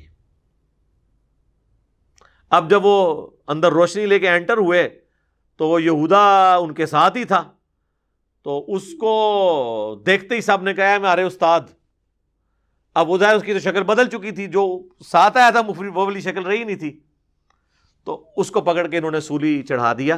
تو کسی حد تک یہودی اور عیسائی اپنی جگہ درست ہی ہیں کہ انہوں نے ایک حضرت عیسیٰ کا ہم شکل بندہ سولی چڑھایا ہوا ہے، لیکن وہ حضرت عیسیٰ علیہ السلام نہیں تھے. جو اللہ نے کہا نا کہ ان پہ معاملہ مشتبہ ہو گیا، اللہ نے ان کو اٹھا لیا. بہرحال پھر اللہ تعالیٰ نے ان کو قیامت تک کے لیے باقی رکھا ہے. قیامت سے پہلے وہ نزول فرمائیں گے اور پھر اپنی باقی زندگی گزار کے فوت ہو جائیں گے. موت تو ان کو بھی آنی ہے. تو یہ ایک ایسی چیز ہے، ایسا عقیدہ ہے جس کو یہودی، عیسائی، مسلمان سارے مان رہے ہیں. تو اہل کتاب جتنے بھی ہیں، چاہے وہ اولڈ ٹیسٹمنٹ کے ماننے والے یہودی ہوں، نیو ٹیسٹمنٹ کو ایڈ کر لیں بیچ میں، اس کو ماننے والے عیسائی ہوں یا اس فائنل ٹیسٹمنٹ قرآن کو ماننے والے مسلمان ہوں، ہم سب اہل کتاب ہیں نا، اللہ کی آئی ہوئی کتاب کو مانتے ہیں اور دین ابراہیمی کے پیروکار ہیں، سب کے سب عیسیٰ ابن مریم کے بارے میں یہ عقیدہ رکھتے ہیں کہ انہوں نے قرب قیامت میں دنیا میں واپس آنا ہے۔ صدیوں تک جی دشمنی رہی ہے یہودیوں کی اور عیسائیوں کی، اور وہ جینون دشمنی تھی۔ عیسیٰ علیہ السلام کو کیا درجہ دیتے ہیں نصارہ اور کرسچنز؟ اللہ کا بیٹا، اور بعض کہتے ہیں وہی اللہ ہے، اور دوسری طرف یہودی کہتے ہیں یہ نعوذ باللہ دجال ہے اور نعوذ باللہ آؤٹ آف ویڈ لاک پیدا ہوا ہے۔ ٹھیک ہے، یعنی میں انگلش میں لفظ استعمال کر رہا ہوں، آپ اس کا اردو میں خود ترجمہ کر لیجئے گا، ہم پہ فتویٰ نہ کوئی لگا دے، جو حضرت سیدہ مریم پہ انہوں نے الزام لگایا۔ اب ایک شخصیت جس کے بارے میں اتنی دو متضاد رائے پائی جاتی ہوں، دو گروہ کب ایک پلیٹ فارم پہ اکٹھے ہو سکتے ہیں؟ اس لیے ان کی صدیوں آپس میں لڑائیاں رہی ہیں۔ یہ آج جو آپ یہودیوں عیسائیوں کا اکٹھ دیکھ رہے ہیں نا، یہ پچھلے 100 سال کی پروگرس ہے، ورنہ 1917 سے پہلے ان کے برے حالات تھے۔ چونکہ ان میں پوپ جو ہے وہ شریعت ساز ہوتا ہے، تو پوپ نے آفیشلی ان کا گناہ معاف کر دیا ہے یہودیوں کا، کیونکہ وہ شریعت کو اپنے ہاتھ میں لے سکتا ہے۔ اور 1917 میں پھر یہ بالفور ڈکلیریشن ہوئی تھی، جس کے بعد یہودیوں کو آلموسٹ آپ سمجھ لیں یہ نکلے ہوئے ہیں 70 عیسوی سے، تو آپ سمجھ لیں آلموسٹ 1800 ساڑھے 1800 سال کے بعد ان کو دوبارہ یروشلم میں آبادی کی اجازت ملی، ورنہ کرسچن ان کو گزرنے بھی نہیں دیتے تھے وہاں، اور وہاں آپ کے اسلامی بھائیوں نے ان کو زمینیں بیچی اور اب رو رہے ہیں کہ جی انہوں نے یہاں پہ قبضہ کر لیا، تو بیچی تو آپ نے خود ہوئی ہے۔ اب انہوں نے زیادہ وہاں پہ رقبہ حاصل کر لیا۔ 1948 میں پھر اس کا رقبہ بڑھ گیا، پھر 1967 میں جب جنگ ہوئی ہے پوری عرب دنیا کو شکست ہوئی اسرائیل کے ہاتھوں، اور آج آپ دیکھ لیں اس کی بدماشی عروج کے اوپر ہے۔ تو ایک پوری تاریخ ہے۔ سیدنا عمر کے دور کے اندر یعنی 636 عیسوی میں 70 عیسوی میں ٹائٹس نے حملہ کر کے یروشلم گرایا اور وہ ویلنگ وال ایک رہ گئی، تو اس کے آلموسٹ آپ سمجھ لیں 550 سال کے بعد حضرت عمر کے دور میں یروشلم فتح ہوا، تو 550 سال کے بعد پہلی دفعہ یہودیوں کو اجازت ملی کہ وہ یروشلم جا سکتے تھے، ورنہ ان کو وہاں جانے کی بھی اجازت نہیں، حالانکہ ان کے لیے اتنا ہی متبرک ہے جتنا کہ کرسچنز کے لیے اور مسلمز کے لیے۔ اور چونکہ آپ کو پتہ ہے ایک پیس ٹریٹی کے تحت یروشلم مسلمانوں کو ملا تھا، یہ جنگ سے فتح نہیں ہوا تھا، اور اس میں انہوں نے شرط رکھی تھی کرسچنز پادریوں نے کہ آپ یہودیوں کو یہاں آنے کی اجازت نہیں دیں گے، تو حضرت عمر نے یہ شرط ان کی قبول نہیں کی تھی، تو انہوں نے کہا چلیں آنے کی اجازت دے دیں لیکن ان کو یہاں پہ رہنے کی اجازت نہیں ہوگی، تو حضرت عمر نے ریٹرن میں ایگریمنٹ کر لیا کہ یہ آ سکتے ہیں، رہائش نہیں اختیار کر سکتے، یہ انٹرنیشنل سٹی ہوگا تینوں ریلیجن کے لیے، جوز، کرسچنز اور مسلمز کے لیے۔ اور سلطنت عثمانیہ نے آلموسٹ 1300 سال تک، بیچ میں کچھ عرصہ 90 سال کے لیے یہ کرسچنز کے پاس گیا، پھر صلاح الدین ایوبی نے دوبارہ حاصل کر لیا تھا، تو آلموسٹ ان 1300 سال میں 1200 سال مسلمانوں کے پاس یروشلم رہا ہے، مسلمانوں نے کبھی یہودیوں کے اوپر پابندی نہیں لگائی۔ یہ حضرت عمر کا احسان ہے قیامت تک کے لیے یہودیوں کے اوپر، لیکن ان کی خواہش یہ تھی ہم وہاں پہ آباد بھی ہوں، اس کے لیے پھر سلطنت عثمانیہ کو انہوں نے ختم کروایا۔ پہلے تو رشوتیں دی، سلطنت عثمانیہ جو ہے نا وہ اپنی ساری کمزوریوں کے باوجود حضرت عمر والے ایگریمنٹ کے اوپر پیچھے ہٹنے کے لیے تیار نہیں ہوئی، حتیٰ کہ ان کو ختم کیا گیا پہلی جنگ عظیم کے بعد۔ اور آپ دیکھ لیں اسی کے فوراً بعد 1917 میں بالفور ڈکلیریشن ہوئی، 1948 میں اسرائیل جو ہے وہ بن گیا، اور 1967 میں 67 میں اس کی حدود اتنی پھیل گئیں، اور آج آپ دیکھ لیں وہ اکیلا بدماش ہے وہاں پہ۔ لیکن ابھی بھی وہ اکیلا کچھ نہیں ہے، پیچھے کرسچنز کی سپورٹ ہے، امریکہ کی۔ وہ بھی سورہ آل عمران میں اللہ تعالیٰ نے فرمایا کہ یا تو اللہ ان کو سہارا دے دے یا عوام کا سہارا مل جائے تو یہ قائم رہیں گے، ادروائز یہودی خود اپنے پاؤں پہ کبھی بھی قائم نہیں رہیں گے۔ تو ابھی ان کو لوگوں کا سہارا ہے نا کرسچنز کا، اور کچھ مسلمانوں کی بیوقوفیوں کا سہارا ہے ان کو، تو اس کی وجہ سے وہ قائم ہے۔ تو یہ میں نے ساری چیزیں کور کر دیں۔ اب اینڈ پہ میں وہ 10 احادیث مختصر کر کے آپ کو بیان کر دیتا ہوں۔ آپ کو زیادہ شوق ہے تو مشکات المصابیح کی 3ری جلد میں جا کے آپ نزول مسیح علیہ السلام سے متعلق احادیث پڑھ سکتے ہیں، اور ہم جو ختم نبوت والی کتاب PDF کی فارم میں بھی رکھی ہوئی ہے شیخ زبیر لزئی صاحب کی، اس کے اندر بھی ایک پورا مضمون چھپا ہوا ہے. تو 10 صحیح الاسناد احادیث تلک عشرۃ کاملہ میں بیان کر دیتا ہوں تاکہ آپ کو یہ پورا معاملہ کلیئر ہو جائے. پہلی حدیث بخاری اور مسلم دونوں میں ہے جو میں نے آلریڈی بیان کی ہے کہ اللہ کی قسم عیسیٰ ابن مریم تم میں ضرور اتریں گے، صلیب کو توڑ دیں گے، خنزیر کو قتل کر دیں گے، جزیہ موقوف کر دیں گے، اور پوری دنیا کے اندر یعنی امن ہو جائے گا. کرسچنز بھی اسلام قبول کر لیں گے، جزیہ موقوف ہو جائے گا، اور مال کی ریل پیل ہوگی. اور پھر حضرت ابو ہریرہ نے سورہ نساء کی آیت نمبر 159 تلاوت کی کہ اہل کتاب میں سے کوئی نہیں بچے گا مگر یہ کہ وہ ان کی موت سے پہلے پہلے ان پر ایمان لے آئے گا. یعنی جب وہ دوبارہ آئیں گے نا تو اس وقت جب ان کو موت آنی ہے تو اس سے پہلے پہلے اس وقت کے اہل کتاب ان پر ایمان لے آئیں گے. دوسری حدیث بھی بخاری اور مسلم میں ہے. نبی علیہ السلام نے فرمایا اس وقت تمہاری کیا شان ہوگی جب عیسیٰ ابن مریم تم میں اتریں گے اور امام تم میں سے ایک شخص ہوگا، یعنی امام محمد مہدی. تیسری حدیث صحیح مسلم میں ہے. نبی علیہ السلام نے فرمایا کہ میری امت کا ایک گروہ قیامت تک حق پر قائم رہے گا اور قیامت کے قریب اسی مسلمانوں کے گروہ کا امام جو ہے وہ اس کی موجودگی میں یعنی صفیں بن چکی ہوں گی تو عیسیٰ ابن مریم آئیں گے تو وہ امام کہے گا کہ آپ نماز پڑھائیں تو عیسیٰ ابن مریم کہیں گے کہ نہیں، یہ اس امت کی فضیلت ہے کہ تم میں سے بعض کے امام ہیں، امامت تم کرو. پھر عیسیٰ ابن مریم ان کے پیچھے نماز پڑھیں گے. بل یہ ایک ہی نماز ہے جو عیسیٰ ابن مریم نے امام مہدی کے پیچھے پڑھنی ہے، باقی ساری پھر حضرت عیسیٰ علیہ السلام لیڈ کریں گے کیونکہ ظاہر ہے ان کا مرتبہ ان سے زیادہ ہے. پلس یہ ہے کہ حضرت امام مہدی کے قابو دجال نہیں آئے گا، اس لیے امام مہدی کی سپورٹ میں حضرت عیسیٰ آئیں گے کہ وہ اتنا بڑا فتنہ ہے جو مسلمانوں کے امیر سے نہیں تھمے گا، تو دجال کو قتل کرنے کے لیے عیسیٰ ابن مریم کو اللہ تعالیٰ بھیجے گا. اور وہی چوتھی حدیث ہے صحیح مسلم میں کہ نبی علیہ السلام نے فرمایا کہ قیامت کی جو 10 نشانیاں ہیں نا ان میں سے آپ نے وہ 10 نشانیاں گنوائی. چوتھی فرمایا دجال کا خروج ہے، اور 5ویں فرمایا وَنُزُولِ عِیسیٰ ابن مریم صلی اللہ علیہ وسلم، اور عیسیٰ ابن مریم صلی اللہ علیہ وآلہ وسلم نزول کریں گے. عیسیٰ کے لیے صلی اللہ علیہ وسلم کا ورڈ استعمال کیا نبی علیہ السلام نے، لہٰذا یہ درود جو کہتے ہیں نا یہ محدثین کی بدعت ہے، نہیں، یہ سنت ہے. درود صحیح مسلم میں حدیث میں موجود ہے الفاظ. 5ویں حدیث بھی صحیح مسلم میں ہے کہ نبی علیہ السلام نے فرمایا کہ دجال کا ظہور ہوگا تو حضرت عیسیٰ علیہ السلام 2 زرد چادروں میں، ایک تہمد اور ایک اوپر چادر، دمشق کے مشرقی کنارے کے اوپر مینار پر یعنی وہ اتریں گے، دونوں ہاتھ رکھے ہوئے، یعنی وہ زندہ اوپر سے اتر رہے ہوں گے، اور ان کی سانس سے دجال نمک کی طرح پگھلنا شروع کر دے گا، اور وہ اس کا دجال کا پیچھا کریں گے حتیٰ کہ اسے مقام میں لد پر جا کر قتل کر دیں گے.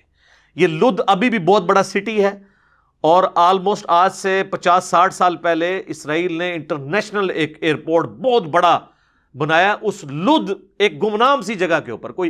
وہ شہر بھی ابھی آباد ہوا ہے، وہ ایک قصبہ ہی تھا. تو وہ اثرات نظر آ رہے ہیں، ہو سکتا ہے کہ وہ اپنے بوئنگ یا ایئر بس میں فرار ہو رہا ہو، حضرت عیسیٰ علیہ السلام پیچھے سے پہنچ جائیں اور ایئرپورٹ کے اوپر اسے قتل کر دیں انشاءاللہ. 6ٹھی حدیث ہے صحیح مسلم میں کہ نبی علیہ السلام فرمایا کہ دجال جب دنیا میں آئے گا تو 40 تک رہے گا. اب راوی کہتے ہیں مجھے یاد نہیں رہا کہ وہ 40 دن تھے، 40 ہفتے تھے، 40 مہینے یا 40 سال. 40 دن بھی ہوں تو بہت زیادہ ہے، فتنہ ہی بہت بڑا ہے. مکے اور مدینے کے سوا ہر جگہ جائے گا، اور عیسیٰ ابن مریم نازل ہو کر اسے قتل کریں گے، اور وہ عروہ ابن مسعود کے ہم شکل ہیں. عبداللہ ابن مسعود کے ایک بھائی تھے عروہ بن مسعود، ان کے ہم شکل ہیں حضرت عیسیٰ علیہ السلام، بلکہ وہ ان کے ہم شکل ہیں. اچھا، 7ویں حدیث سنن نسائی کے اندر ہے، امام بخاری نے اپنی تاریخ میں بھی صحیح سند سے نقل کی ہے کہ 2 گروہوں کو اللہ نے آگ سے نجات دے دی ہے. ایک جو غزوہ ہند کرے گا، یہ یعنی غزوہ ہند قرب قیامت میں ہونا ہے. یہ ہر ایک غزوے کو ہند بنا کے تو چندہ بٹورنا اور عوام کو بت بنانا، اللہ کا خوف کریں، یہ قرب قیامت میں ہے. اور دوسرا وہ گروہ جو عیسیٰ ابن مریم کے ساتھ مل کے دجال کے خلاف قتال کرے گا. اچھا، یہاں پر میں وہ جو مسلم شریف کی حدیث بیان کی تھی نا، اس کا ایک طریق مسلم میں اور بھی ہے، جس میں الفاظ ہیں کہ وہ راوی حدیث کہتا ہے کہ عیسیٰ ابن مریم تم میں اتریں گے اور کتاب اللہ اور تمہارے نبی کی سنت کے مطابق تمہیں چلائیں گے۔ مسلم میں ایک طریق یہ بھی ہے جہاں پہ ہے نا کہ وہ امیر تم میں سے ہوگا، تو راوی کہتا ہے وہ کتاب اللہ اور سنت کے مطابق چلائیں گے، مراد یہ کہ وہ امتی کی حیثیت سے ہوں گے، لہذا ختم نبوت کو کوئی فرق نہیں پڑتا، وہ نبوت ان کی پہلے سے ہے، وہ نبی بن کر نہیں آئیں گے، امتی بن کے آئیں گے تو نبوت بھی نہیں چینی ہوئی ہوگی، اور اللہ تعالیٰ اور بندے کے درمیان جو وحی والا سلسلہ ہے وہ ان کے ساتھ وہ ہوگا، لیکن وہ ایک ایکسٹراڈنری کیس ہے، تو انہوں نے واضح بتا دیا۔ لیکن ہمارے جو فقہ حنفی کے بزرگان دین ہیں، اب وہ کہتے ہیں جی وہ فقہ حنفی کے مطابق عمل کریں گے، اور کوئی عام بندہ نہیں، اتنا بڑا بندہ ہے جس کے اوپر ان کو ناز ہے، اور کہتے ہیں 1000 سال کا مجدد ہے۔ ویسے 1000 سال کا مجدد بھی انہوں نے اپنے آپ کو خود ڈکلیئر کیا ہے۔ شیخ احمد سرہندی نے، جسے مجدد الف ثانی کہتے ہیں، ان سے پوچھا گیا یہ 1000 سال کا مجدد کیا ہوتا ہے، کیونکہ وہ تو ابو داؤد میں حدیث ہے کہ اللہ تعالیٰ میری امت میں ہر 100 سال میں ایک مجدد بھیجے گا، تو 100 سال والی تو حدیث ہے جو دین کی تجدید کرے گا، جو پہلے مجدد عمر بن عبدالعزیز ہیں اور آخری امام محمد مہدی ہیں، وچ والے سارے دے اپنے اپنے نے، دو پہ امت متفق ہے۔ تو وہ کہتے ہیں کہ جی وہ جو 1000 سال کا مجدد ہے نا، 1000 اور 100 میں جتنا فرق ہے نا، اتنا 100 اور 1000 کے مجدد کے مرتبے میں فرق ہوتا ہے۔ یہ یعنی علمی گفتگو 2 + 2 4 کر کے بھائی کوئی حدیث پیش کرے۔ پھر وہ اتنا غلو کیا، وہ کہتے ہیں کہ مجھے جو اللہ تعالیٰ نے کرامات اور جو اتنی شانیں عطا کی ہیں اپنے بارے میں، ہم کوئی بات کر دیں تو کہتے ہیں تکبر کرتا ہے، ان کا بابا بات کرے تو سبحان اللہ پڑھتے ہیں، ان کا بابا کہتے ہیں نا تمام بزرگوں کی ولیوں کی گردن پہ میرا پاؤں ہے، کہتے ہیں سبحان اللہ۔ یہ حضرت ابو بکر نے بھی کہا ہے کہ تمام صحابہ کی گردن پہ میرا پاؤں ہے۔ اتنا تکبر جملہ کوئی بول رہا ہے، آپ اس کو سبحان اللہ کہہ رہے ہیں، شرم آنی چاہیے۔ اچھا، تو وہ کہتے ہیں کہ جو مجھے ملا نا اس کا کچھ حصہ میں امید کرتا ہوں کہ مہدی کو بھی نصیب ہوگا۔ وہ اپنے آپ کو ایڈا وڈا سمجھتا ہے کہ میں مہدی تو وڈی کوئی شے ہاں بھائی، جدو تسی چھوڑنی جنی مرضی چھوڑو، ظاہر ہے ہوتے تو کوئی پابندی نہیں، نہ کسی نے کوئی قرآن منگنا ہے نہ حدیث۔ اور پھر انہی مکتوبات میں وہ لکھتے ہیں کہ بزرگوں نے کشف کے ذریعے دیکھا ہے کہ عیسیٰ ابن مریم بھی جب قرب قیامت میں اتریں گے تو فقہ حنفی کے مطابق عمل کریں گے۔ فقہ حنفی تو ابھی مسلح آپ کے اٹھ چکے ہیں، 4 مسلح جو آپ نے اجماع جھوٹا کیا ہوا تھا سلطنت عثمانیہ کے تلوار کے زور پہ، اب ایسے اٹھے ہیں کہ آج کی ینگ جنریشن کو ہم بتاتے ہیں نا تصویریں دکھا کے پرانی، تو وہ مانتے ہیں، ادھر وہ کہتے ہیں یار کعبے میں بھی ہو سکتا تھا کہ 4 مسلح امت کے وسیع تر مفاد میں ڈالے ہوئے ایک وقت میں 4 نمازیں ہوتی ہوں، یہ امت کی خدمت کی تھی، بدعت جاری کی، اٹھ گئی ہے نا، اب قیامت تک نہیں ہونا۔ انفیوں کا تو ویسے ہی نہیں ہونا، کیونکہ انفی اب 2 ہو چکے ہیں، انفی بریلوی، انفی دیوبندی، یہ آپس میں ایک دوسرے کو مسلمان نہیں سمجھتے جی۔ المحند علی المفند میں انہوں نے احمد بریلوی صاحب کو لکھا ہے ان کی پوری جماعت ایک شیطانی لشکر ہے جو ہم پہ حملہ آور ہوا ہے۔ اور حسام الرحمن میں احمد بریلوی صاحب نے لکھا ہے کہ علماء دیوبند کے بارے میں لکھا ہے کہ یہ سب کے سب مرتد اور واجب القتل ہیں جن پہ میں نے فتوے لگائے ہیں، اور اس پہ اجماع ہے کہ یہ دین سے خارج ہے۔ تو انشاءاللہ حنفی مسئلہ دوبارہ آنا نہیں ہے۔ اچھا، پھر ان کو نا شیخ احمد سرہندی کو شرم آئی کہ میں عیسیٰ ابن مریم کو نیچے لگا رہا ہوں اپنے بابا جی کے، انہوں نے کہا نہیں، اصل میں عیسیٰ بھی اجتہاد کریں گے اور ان کا اجتہاد امام حنیفہ سے مل جائے گا۔ وہ کیڑا اجتہاد کرنا ہے انہوں نے؟ آج کے اجتہادات جو ہے نا وہ امام حنیفہ کو نہیں پتا۔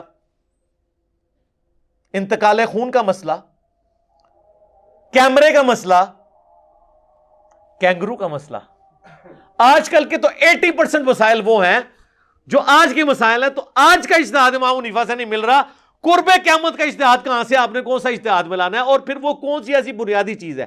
اصل چیز تو کتاب اللہ، سنت اور اجماع ہے، تو کہانی ایک چھوڑی ہے، بس وہ لپیٹی ہوئی ہے، آپ کرتے رہے۔ تو مجھے ضمناً چیز یاد آ گئی۔ اچھا، یہ اذانیں شروع ہو چکی ہیں، اذانوں کا جواب دیں، ایک اذان کا جواب دینا ضروری ہے، بقیہ انشاءاللہ اذان کے وقفے کے بعد انشاءاللہ۔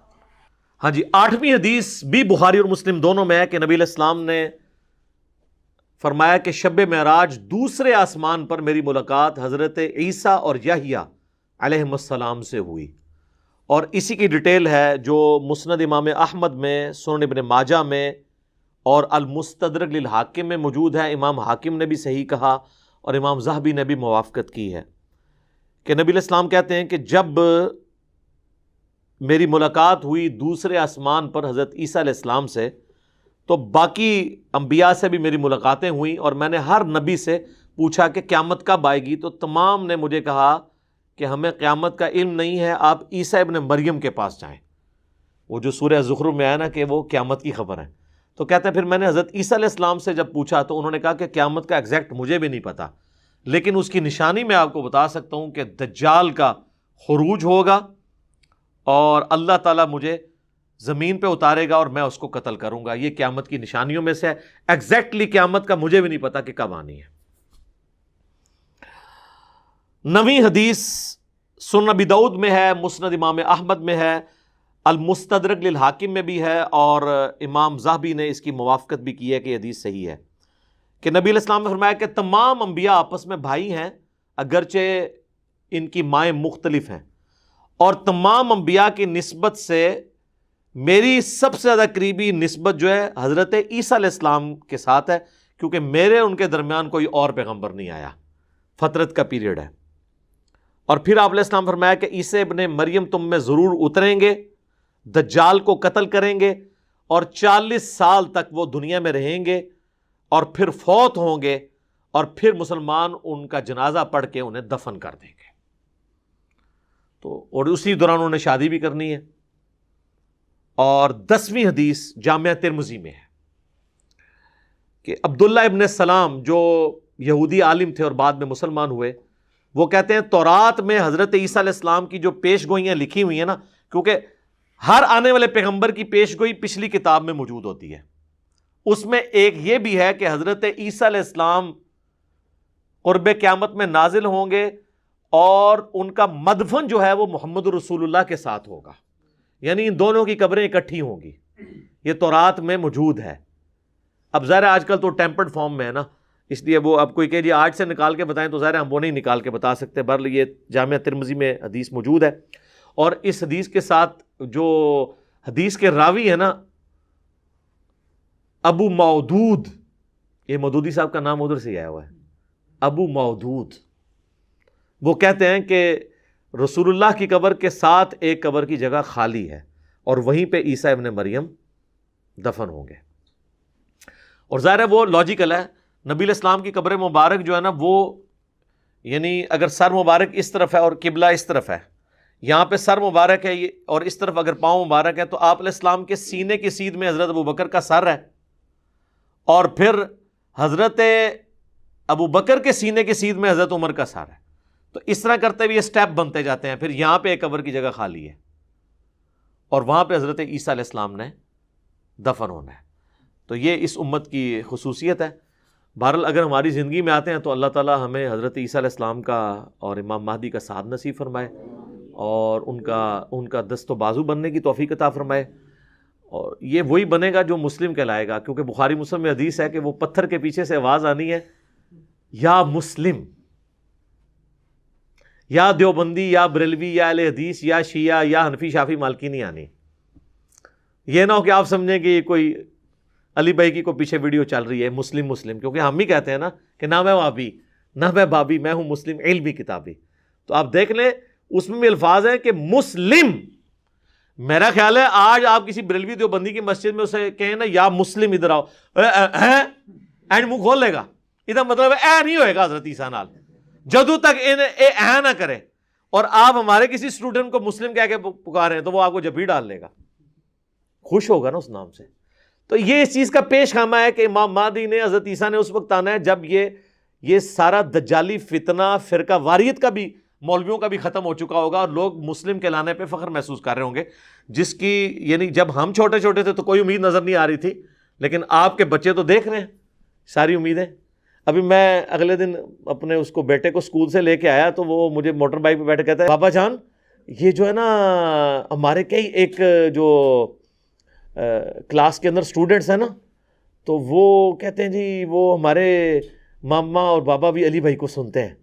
تو یا ظاہر وہ علی بھائی تو انہوں تو انکل نہیں کہنا نا، تو کہتا ہے کہ ہماری کلاس میں بھی کافی سارے جو ہے نا وہ مسلم موجود ہیں، سنی شیعہ یہ بھی ہیں اور مسلم بھی ہیں۔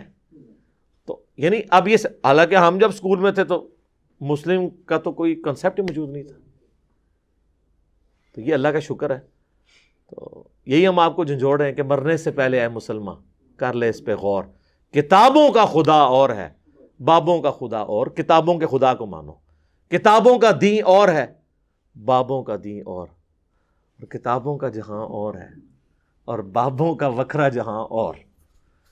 ٹھیک ہوگا جی. اللہ تعالیٰ سے دعا ہے جو حق بات میں نے کہی اللہ تعالیٰ ہمارے دلوں میں راسخ فرمائے.